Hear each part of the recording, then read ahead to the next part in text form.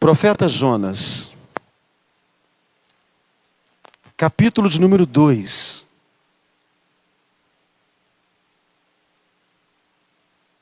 Os versículos de número 1 até o de número 9. Presta atenção. Então Jonas, do ventre do peixe, orou ao Senhor seu Deus e disse: na minha angústia, clamei ao Senhor, e Ele me respondeu. Do ventre do abismo gritei, e Tu me ouviste a voz, pois me lançaste no profundo, no coração dos mares, e a corrente das águas me cercou. Todas as Tuas ondas e as Tuas vagas passaram por cima de mim. Então eu disse: lançado estou de diante dos Teus olhos. Tornarei porventura a ver o Teu santo templo? As águas me cercaram até a alma, o abismo me rodeou, e as algas se enrolaram na minha cabeça. Desci até aos fundamentos dos montes, desci até a terra, cujos ferrolhos se correram sobre mim para sempre. Contudo, fizeste subir da sepultura a minha vida, ó Senhor meu Deus. Quando dentro de mim desfalecia minha alma, eu me lembrei do Senhor, e subiu a Ti a minha oração no Teu santo templo. Os que se entregam à idolatria vã, abandonam aquele que lhes é misericordioso.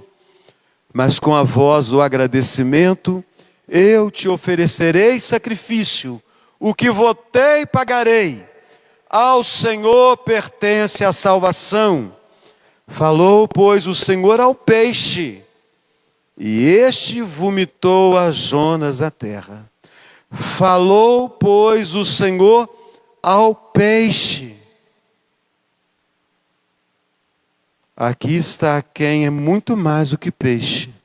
Você, meu irmão, minha irmã. Se Deus falou ao peixe, e o peixe atendeu, né, Guilherme? Que Deus tenha misericórdia, que Ele fale conosco e que nós possamos entender também. Bondoso Deus, graças damos a Ti pela Tua palavra.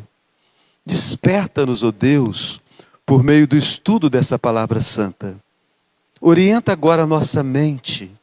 Não permita, ó Deus, que a nossa mente esteja vagando, viajando por outros lugares, a não ser aqui esse instante, quando a Tua palavra vai ser anunciada. Ajuda-nos, ó Deus. É a oração que fazemos. No santo nome do Senhor Jesus. Amém. Meus irmãos queridos, o livro do profeta Jonas, embora breve, 4 capítulos apenas, é um dos mais impactantes entre todos os profetas. Com certeza, é um dos mais impactantes entre todos os profetas. Presta atenção. Em primeiro lugar, o profeta Jonas, com uma narrativa viva. Esse livro é dinâmico, é um livro vivo. Ele nos mostra que o problema não é só desobediência externa. O Fábio Júnior, sabe onde repousa o problema? É no coração. É lá no nosso íntimo. Um coração duro, que resiste à palavra de Deus. Um coração duro, que resiste à misericórdia de Deus. Ontem eu ministrei em um casamento, e uma moda nova nos casamentos é um espelho, que é colocado ali, todo mundo tira foto em frente àquele espelho. Jonas não é apenas uma história infantil, sobre um profeta engolido pelo peixe, por um grande peixe. O profeta Jonas é um espelho que mostra quem você é. a radiografia de um coração que prefere fazer a própria vontade e não a vontade de Deus. É pequenininho.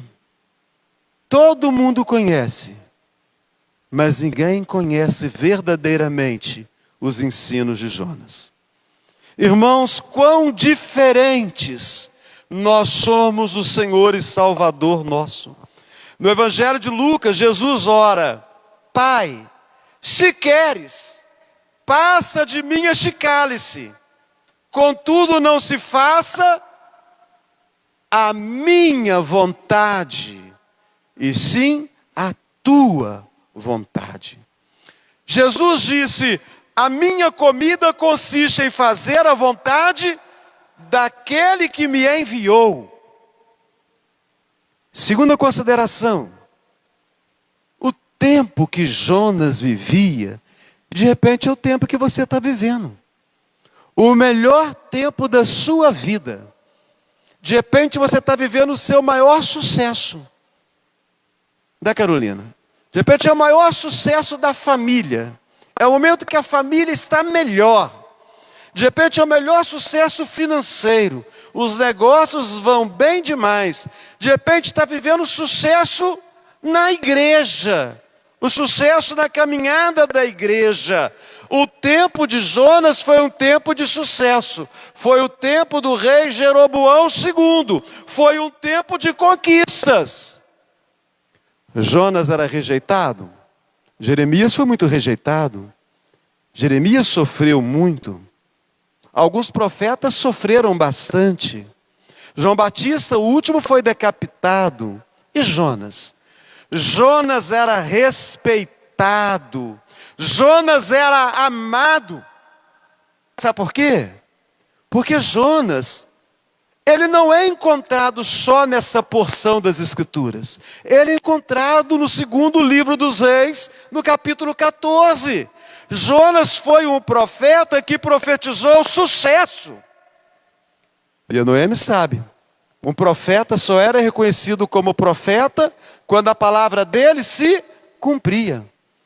Os profetas geralmente anunciavam fracasso, diácono Heraldo. Anunciavam o juízo, a vergonha, a derrota.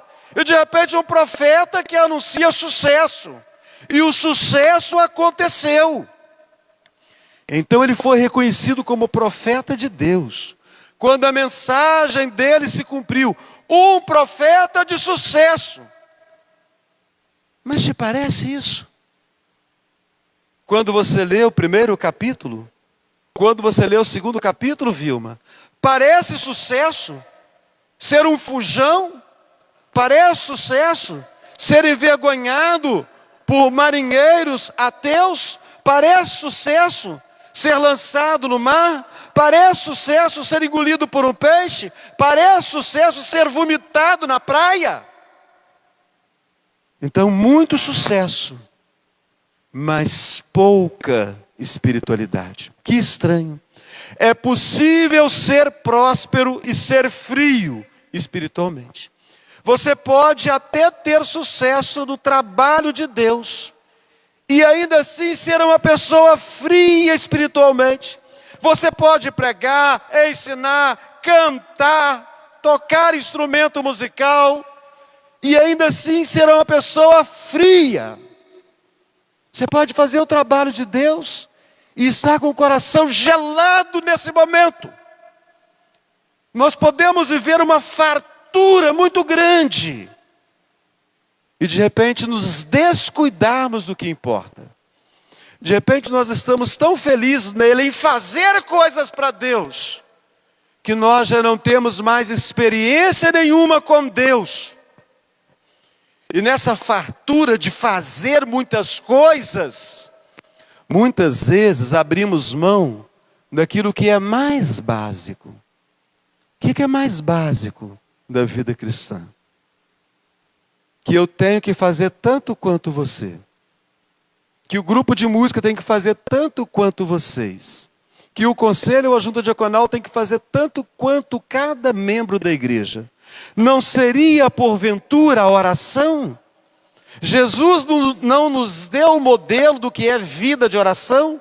Jesus, porventura, não nos ensinou a orar?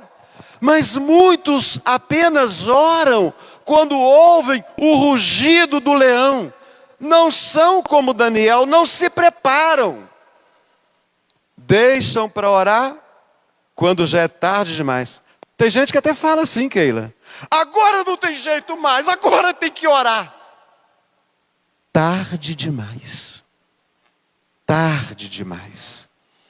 Essa oração vai ser a oração do fracasso, da vergonha. Pode até ter sucesso, como Jonas teve, mas vai ser preciso passar por uma grande humilhação. Tomara, irmãos, que dessa última semana, que foi a semana de oração, você tenha conseguido um dia para estar presente aqui no templo. Ou se não conseguiu, que pelo menos em sua casa, no horário da oração, você tenha se dedicado a orar e clamar pela sua vida, pela sua família, pelos seus negócios, pela sua vida com Deus, pela sua vida na igreja. A terceira consideração que eu faço aqui, doutora Bárbara, é que o chamado de Jonas é um chamado escandaloso. Um chamado escandaloso. Olha aqui, a primeira página, o capítulo 1, o versículo 2. Olha o que Deus está falando. Dispõe-te, vai à grande cidade de Nínive e clama contra ela, porque a sua malícia subiu até mim. Noutra versão diz assim: levanta-te, levanta, sai do seu lugar. Nínive, a capital do Império Assírio, uma superpotência cruel, conhecida pelas atrocidades cometidas contra os seus inimigos, contra os povos conquistados. Os reis assírios, eles se orgulhavam, sabe de quê? De empalar os inimigos. Sabe o que é isso? É pegar uma estaca e atravessar o inimigo e deixar o inimigo pendurado naquela estaca. E fica muito assustado agora. Muitas vezes introduzindo a estaca pelas partes íntimas. Um povo de crueldade assustadora. Costumavam também arrancar a pele das suas vítimas.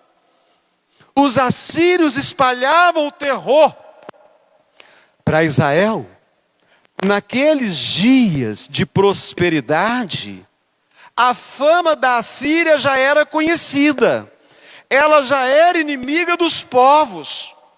Num certo sentido, é compreensível que Jonas tenha tido medo e sentido repulsa por aquele chamado. Mas, irmãos, não nos enganemos. Muito mais do que medo, faltava compaixão. Faltava amor pelas almas. Faltava amor por aqueles que não eram iguais a ele. Ele estava preso num orgulho nacionalista, que Deus era dos judeus e somente dos judeus. Ele não queria que Deus tivesse misericórdia daquele povo. E aí, Andréia, há também uma ordem escandalosa para vocês e para mim. Jesus deu essa ordem quando disse: pregai o evangelho a toda criatura. Então, toda criatura significa aqueles que eu gosto. Você tem pregado o evangelho para aqueles que você gosta? Porque se você não tem pregado nem para quem você gosta, coitado daqueles que você não tem muito prazer. E pior ainda, aqueles que você nem conhece. Temos nós atendido ao chamado escandaloso de Deus para sermos um pregador da palavra santa? Ou o diácono Renato Júnior? Será porventura que não temos nos assemelhado a Jonas e temos fugido das nossas responsabilidades cristãs? Tem muito crente fugindo das suas responsabilidades. A Bíblia diz que a seara é grande, os trabalhadores são poucos. Escolhemos então neles. Então muitos têm fugido de suas responsabilidades. Uma quarta consideração. Você acha, Leniel, que tem como fugir da presença de Deus? Não há como fugir de Deus.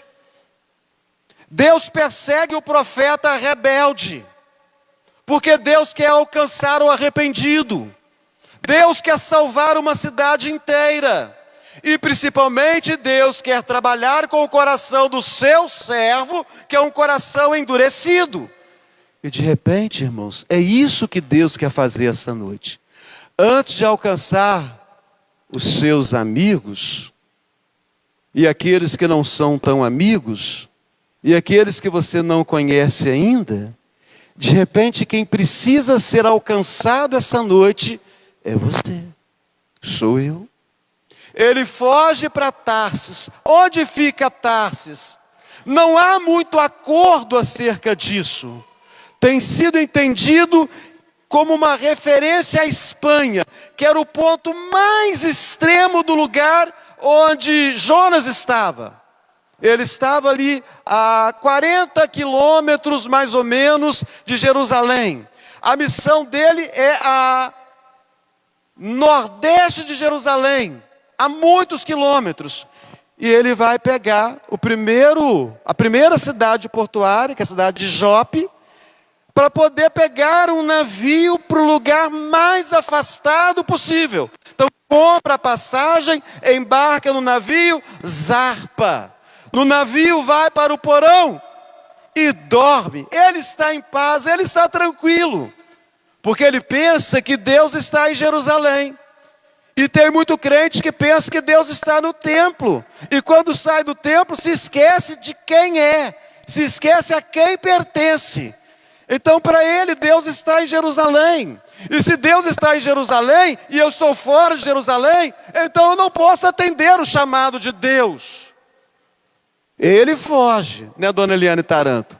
Mas Deus o encontra no meio do mar, naquele navio, no fundo, lá no porão, porque não tem como fugir da presença de Deus. Verdadeira é a palavra do salmista quando disse: para onde me ausentarei do teu espírito? Para onde fugirei da tua face? Se suba aos céus, lá estás. Se faça a minha cama no mais profundo abismo, lá estás também. Se toma as asas da alvorada e me detenho nos confins dos mares, ainda lá me haverá de guiar a tua mão, e a tua destra me susterá. Então Deus chamou o profeta Jonas, porque Jonas havia desistido do seu chamado. Jonas havia desistido da Assíria, mas Deus não havia desistido do plano que ele tinha para a vida de Jonas. A questão não era a Assíria, a questão era Jonas. A questão não é o mundo, meu irmão, a questão é você. A questão sou eu. Né, Alda? Uma ordem escandalosa não foi dada para o mundo, ela foi dada para nós os crentes. E Deus está nos chamando essa noite. Deus está dizendo que Ele não vai desistir de nós, ainda que nós já tenhamos desistido de nós mesmos. E esse chamado de Deus é muito bonito. Sabe por quê? Ele te chama para ser luz do mundo e sal da terra. Deus te chama para ser uma cidade edificada sobre um monte. Deus te chama para ser testemunha de Jesus. Deus te chama para ser perfume de Cristo. Deus te chama para ser semeador da palavra. Deus te chama para ser cooperador de Deus. Já pensou, Gabriel? Deus te chama para ser cooperador de Deus. Deus te chama, nos chama, Igreja Presbiteriana de Caparaó, para sermos nação santa, povo da sua propriedade particular. Deus está nos chamando para sermos sacerdócio real, luz, no meio de um mundo que está em trevas. Viviane, minha filha, tem chamado mais bonito do que esse? um chamado escandaloso e um chamado lindíssimo. E se você se esconder no profundo da terra, ou nos confins dos mares, ou nas trevas mais espessas, ainda assim o Senhor vai te encontrar, porque Deus não desistiu de você, não desistiu de mim. Deus não desiste do povo pelo qual Jesus morreu e ressuscitou. Então, irmãos, fazendo essas considerações, uma vez que Deus não existe de nós, não desiste de nós, paremos de fugir da sua vontade. Para de fugir da vontade de Deus. Jonas sabia claramente o que Deus queria. Você tem dúvida disso? Só lê a Bíblia. Lê Jonas aí, ele sabia o que Deus queria. Fala para mim com verdade, que você não sabe o que Deus quer de você essa noite. Ah, pastor, eu estou aqui comendo mosca. Eu não sei o que Deus quer de mim, não. Sinceramente, você sabe o que Deus quer de você essa noite. Jonas sabia, Orlando, mas ele decidiu ir para Tarsis. Ele decidiu ir para uma direção totalmente oposta. Ele entendeu a vontade de Deus intelectualmente. Ele entendeu. Ele sabia o que Deus estava querendo. Mas ele não aceitou a vontade de Deus em seu coração. Então ele se achou capaz de traçar o seu próprio destino. Aí ele descobriu que não tem como fugir de Deus. Deus enviou a tempestade. E a tempestade colocou em risco só a vida de Jonas? Não, colocou a vida daqueles marinheiros inocentes.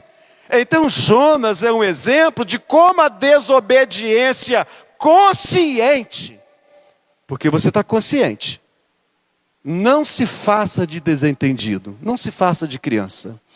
Eu e você estamos conscientes do chamado escandaloso de Deus para as nossas vidas. E se nós estamos desobedecendo a Deus de forma consciente, tenhamos certeza de uma coisa: isso vai custar muito caro. Isso não vai ficar barato. O navio que o levava tornou-se o palco do juízo de Deus. Os marinheiros pagãos assustados, eles começaram a clamar pelo Deus de Jonas. Olha que ironia. Eles clamaram pelo Deus de Jonas. Ironicamente, aquele que deveria ser o missionário se tornou o obstáculo para a obra de Deus. Que lições eu tiro daqui? Primeiro, não existe fuga da presença de Deus. Quando eu decido desobedecer a Deus, mais cedo ou mais tarde Ele vai me alcançar. Você está em desobediência? Conserta. É questão de tempo. Mais cedo ou mais tarde Deus vai te achar. E Ele pode te achar em meio a uma tempestade. O que você prefere? Ser achado essa noite aqui nesse ambiente tão agradável? Ou você prefere que uma tempestade venha sobre a sua vida? E eu não falo mudança do tempo não falo chuva não, chuva forte não. Uma tempestade de problemas financeiros, familiares, doença, pragas de tudo quanto é lado. A segunda lição que nós temos aqui é que a nossa rebeldia consciente, ela não afeta só nós não, Eduarda, Úrsula. Ela afeta as pessoas que estão ao nosso redor.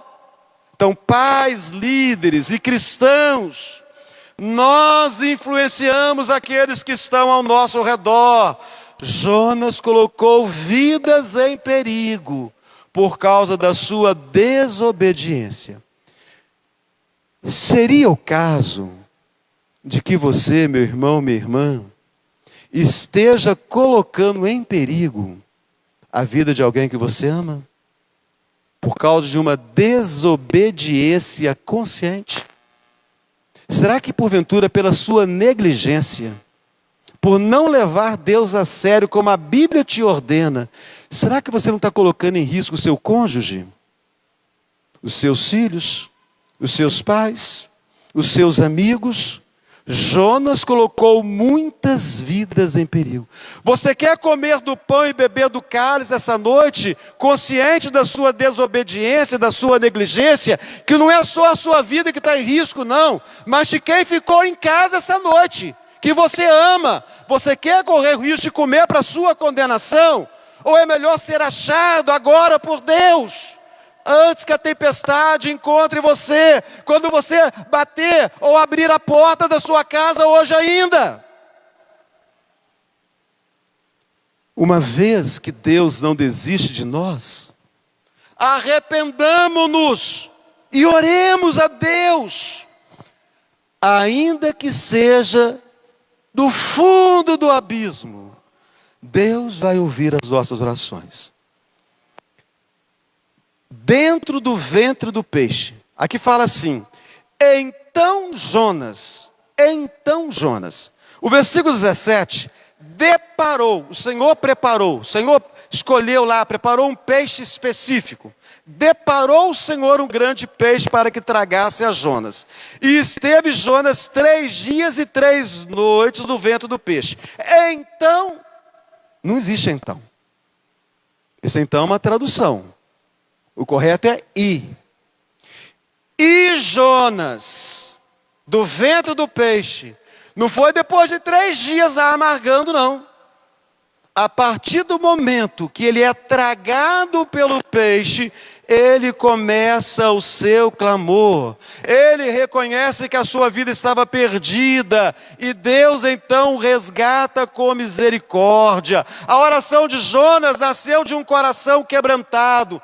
Se você ler essa oração com bastante cuidado e meditar nessa oração, você vai perceber que ele cita salmos. Ele reconhece que a salvação pertence ao Senhor. A graça divina o alcançou no lugar mais improvável, no fundo do mar, no ventre de um peixe. Esse capítulo mostra que Deus nunca desiste dos seus servos. Luísa, uma rebelião clara Jonas havia cometido contra Deus.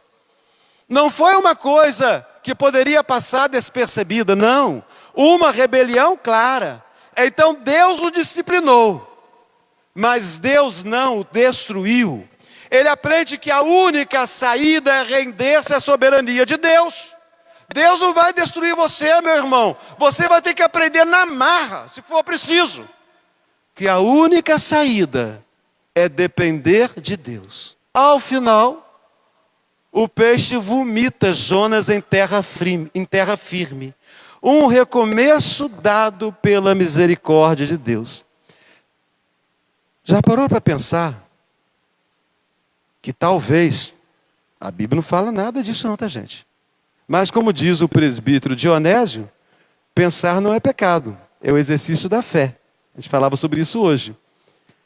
Ali no ventre daquele peixe, no estômago daquele peixe, os diversos ácidos que foram lançados naquele estômago, quando a comida, vai para o estômago, ácidos são lançados ali. Será que, vomitado na praia, saiu o mesmo Jonas? Por que será que o povo de Nínive recebeu a mensagem de Jonas tão prontamente? Jonas pregou com sangue no zóio. Ele pregou com ódio no coração.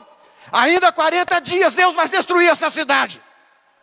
Já pensou, Kézia, alguém pregar assim para você? Você pregar assim para alguém? Converte porque você vai morrer e vai para o inferno. A cidade toda converte. O povo converte. O que será que aconteceu, gente? Já parou para pensar, Renata? Que de repente o Jonas que saiu de lá foi um Jonas com a pele toda deformada, a pele toda marcada por aquela experiência. Porque aqueles que passam por uma experiência com Deus sempre recebem dele alguma marca. Paulo recebeu uma marca misteriosa que nós não sabemos muito bem. Mas deixa para lá, deixa isso para a sua imaginação. 2 lições nós tiramos aqui. Primeiro, nunca é tarde para clamar. Não tem mais jeito, pastor. tão desanimado, a minha fé está morta. Ó, lá na profundidade dos mares, onde o desespero repousou, a graça de Deus o alcançou. A graça de Deus alcança a minha vida e a sua, ainda que nós estejamos tomados pelo maior desespero. Segunda lição aqui, o arrependimento é uma coisa muito maior do que um remorso. Jonas não só lamenta, ele entrega-se de novo à missão. Ele fala claramente aqui que ele vai se dedicar à missão. Com a voz do agradecimento eu te oferecerei sacrifício. O que votei, pagarei. O que ele votou? Você não é bobo, você sabe, né? É aquilo que todo crente que pisa na bola e é disciplinado vota. Ô Senhor, se o Senhor me restaurar, eu vou levar a tua obra com mais seriedade. Ah, Senhor, se o Senhor me restaurar, eu vou voltar a cantar na igreja. Ah, Senhor, eu vou voltar a tocar na igreja. Ah, Senhor, eu vou voltar a pregar a palavra. Ah, Senhor, eu vou voltar a frequentar os trabalhos. O que ele votou foi isso. Tá, Lucas? O que ele votou foi isso. Agora, Senhor, não, Senhor, eu vou fazer. Se eu sair daqui, eu vou fazer, Senhor, aquilo que o Senhor mandou fazer. Então, arrependimento é mais que remorso. O arrependido, ele entende a missão e ele volta à missão no ponto em que ele a havia abandonado. Porventura, será que você abandonou a missão de Deus em algum momento da sua caminhada? Você observa que você não é mais o mesmo crente, aquele crente alegre, feliz, cheio do Espírito, que era empolgado com as coisas que fazia. Aquela empolgação foi embora. Se aquela empolgação foi embora, arrependa-te, porque até agora você experimenta remorso. Ah, que saudade que eu tenho. Ah, 50 anos atrás, que crente que eu era. Isso é remorso. Arrependimento é colocar-se, é entregar-se à missão de Deus. Terceira lição aqui. Deus é especialista em recomeços. Deus restaurou Jonas, que havia falhado tão gravemente, e deu oportunidade para que ele pudesse obedecer de novo. A sua falha é tão grande quanto a de Jonas? Eu creio que não, ninguém abandonou, né? Abandonar o caparó, abandonar a igreja, deixa eu subir para bem longe, para ninguém saber que eu sou crente. Você ainda tem resistido. Uma vez que Deus não desiste de nós, obedeçamos para sermos transformados pelo poder da sua palavra. Jonas agora quebrantado, humilhado, o profeta de sucesso, o profeta respeitado. Já pensou? Alguém vendo o profeta Jonas, o profeta das conquistas, um peixe vomitando ele na praia. Como é que deve ser? Alguém ser vomitado por um peixe. Delicado, né? Vômito é uma coisa desagradável, né? Ele estava cheio de vômito. Agora ele sai para proclamar a palavra. Mas tem um problema, Cristiane. Ele proclama essa palavra com o seu coração ou com sua mente ainda? Ainda 40 dias e Nínive será subvertida. Meus irmãos, o resultado é surpreendente. Ele prega a palavra com raiva. Ele não ama aquele povo. Mas o resultado é surpreendente. Do rei ao povo comum, todos se humilharam e clamaram a Deus. A palavra de Deus tem poder para quebrantar os corações mais duros. Tempos depois do Evangelho de Mateus, Jesus vai citar os ninivitas e vai falar que o único sinal que seria dado seria o sinal de Jonas. Jesus vai citar Jonas e vai citar os ninivitas. É notável que Deus tenha usado um profeta imperfeito, relutante, para gerar um dos maiores avivamentos registrados da Bíblia.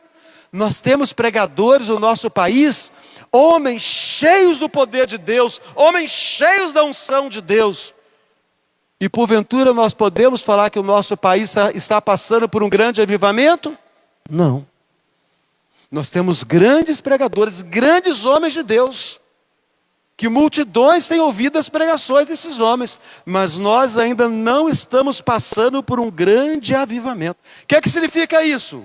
Significa, meus irmãos, que o poder não está no mensageiro. O poder está na mensagem. O poder está no Deus que age por meio da mensagem. Então, se você vem para ouvir o mensageiro, coitado de você. Seja ele, eu e quem quer que seja. O poder não é do mensageiro. O poder é da mensagem. O poder não é do mensageiro. O poder é de Deus.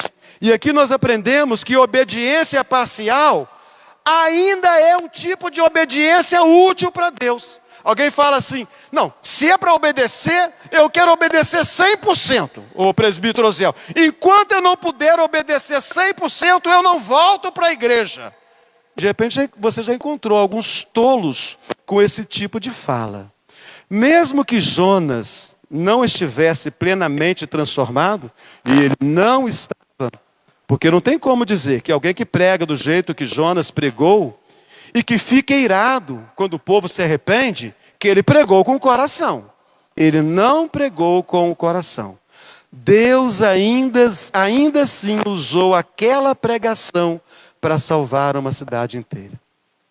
Não espera você ficar 100% não, tá? Ah, eu tenho muito que melhorar. Eu só vou voltar mesmo para as coisas de Deus, para o trabalho de Deus, quando eu estiver 100%. Quando as pessoas puderem olhar para mim e falar assim, que homem de Deus, que mulher de Deus. Faz isso não. O profeta Lion, ele era imperfeito.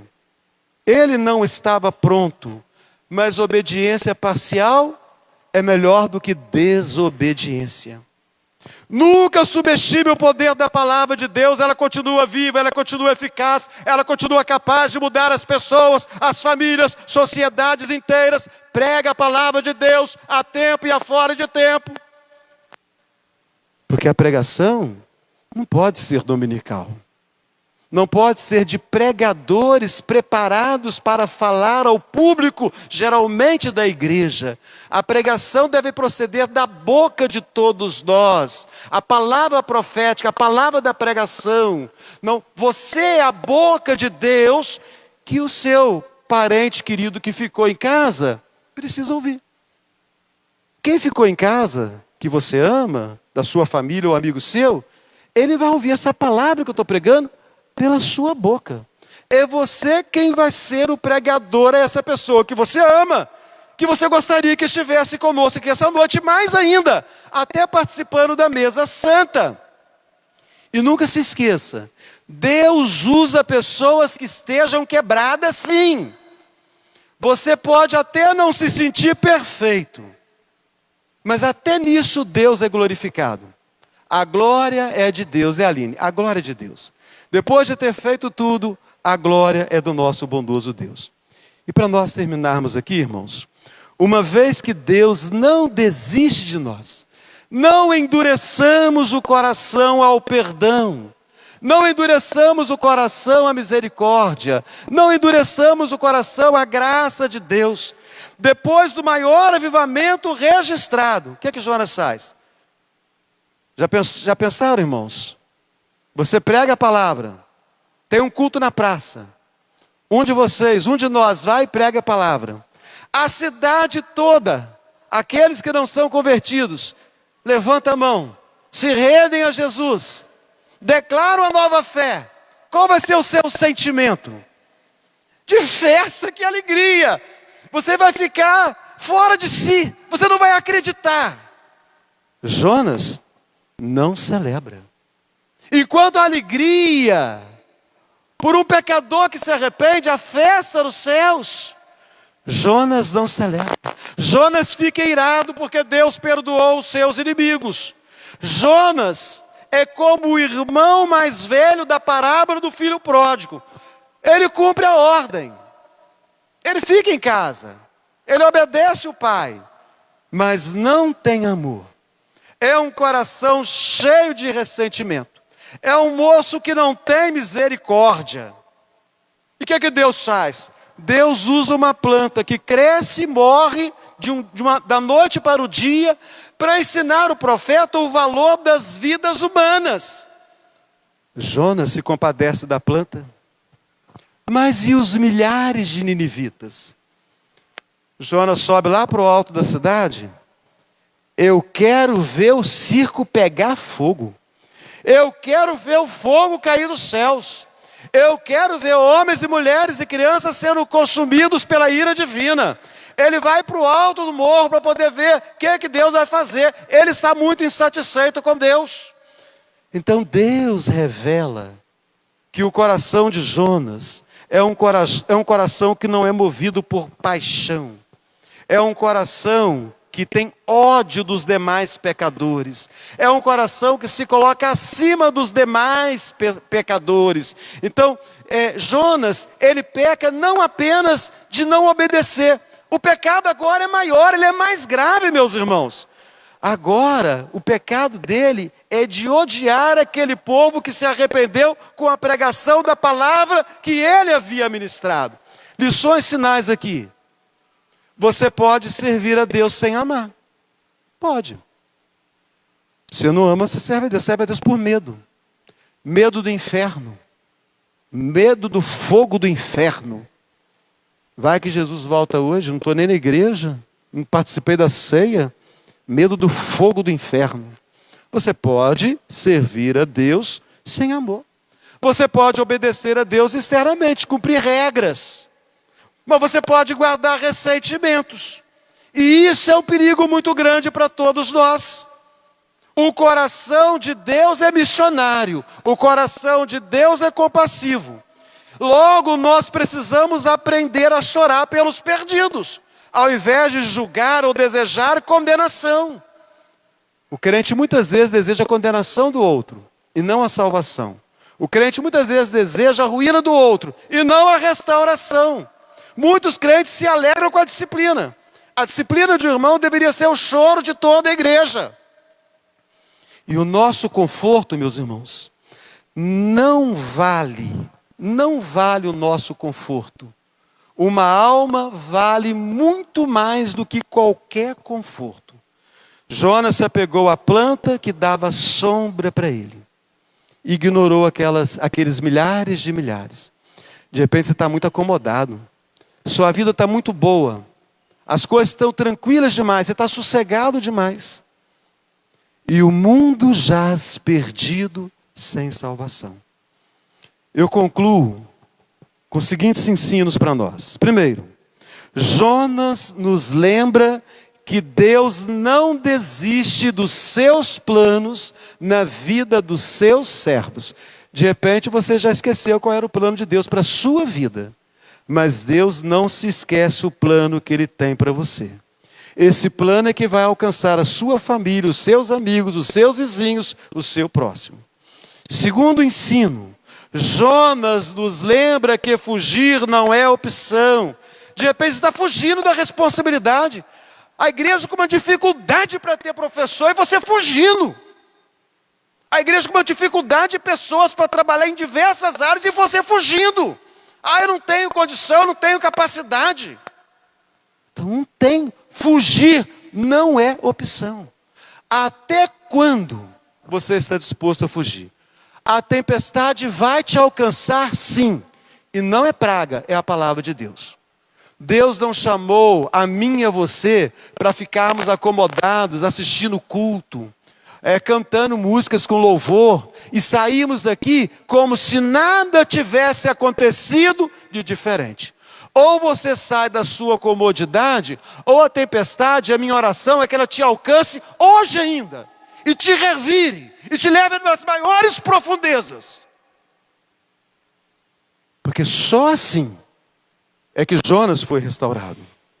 Jonas nos lembra que não se trata apenas de ir, de fazer. Não é só para você fazer, é para você fazer com amor, é para você fazer com zelo, é para você fazer com prazer, de toda a alma, de todo o coração, com entusiasmo. Coisa morta não serve para o reino de Deus. Tem que ser feito com entusiasmo. Faça o trabalho que Deus te deu com entusiasmo. Para de reclamar. Seja entusiasta. Que as pessoas acreditem em você.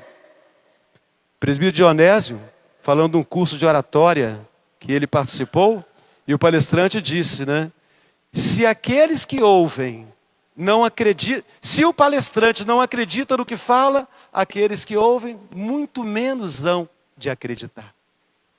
Nós precisamos fazer o trabalho de Deus com entusiasmo. Canta com entusiasmo, toca com entusiasmo, prega com entusiasmo, ensina com entusiasmo, visita com entusiasmo, fala de Jesus com entusiasmo. Jonas nos ensina que não devemos fugir do trabalho, mas trabalhar, ainda que nós não estejamos totalmente restaurados. De repente você fala assim, está faltando alguma coisinha ainda. Está faltando, mas trabalha a si mesmo. Sabe por quê? Porque Jonas encerra nos ensinando que Deus jamais desiste de nós. Amém? Abaixa a cabeça.